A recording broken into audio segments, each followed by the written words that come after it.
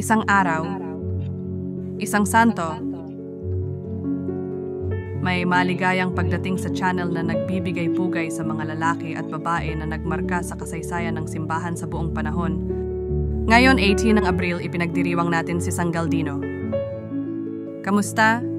Si San Galdino, nakilala rin bilang Galdino degli Adelardi, ay isang banal na Katoliko na ipinanganak noong 1096 sa Milano, Italia. Siya ay pinalaki sa isang marangal na pamilya at sumapi sa relihiyosong buhay sa pamamagitan ng pagsali sa orden ng mga Dominikano.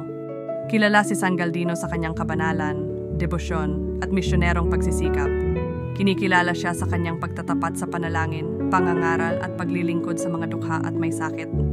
Naglaro rin siya ng aktibong papel sa pakikipaglaban-laban sa mga heresya ng kanyang panahon, kabilang ang Katarismo.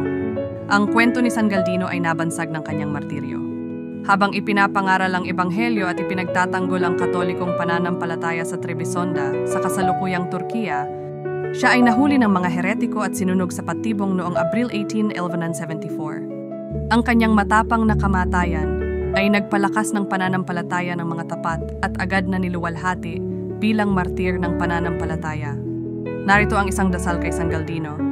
O Diyos, na pinagpala si San Galdino ng kaloob ng hindi mapapahamak na pananampalataya at tapang ng martiryo, bigyan mo kami sa pamamagitan ng kanyang panalangin, ng biyaya na magtibay-tibay sa aming sariling pananampalataya, sa kabila ng mga pagsubok at hamon na aming kinakaharap. Naway sundan namin ang kanyang halimbawa ng pagpupunyagi at pagmamahal sa simbahan, ay laging tihandang kaming magpatotoo sa aming pananampalataya kahit pa ito ay may halagang buhay. Sa pamamagitan ni Hesukristo aming Panginoon. Amen. May iba pang mga santo na ipinagdiriwang ngayong araw. San Perfecto, ipakikilala namin sila sa aming mga susunod na video. Maligayang pagdiriwang sa lahat ng ipinanganak ngayong araw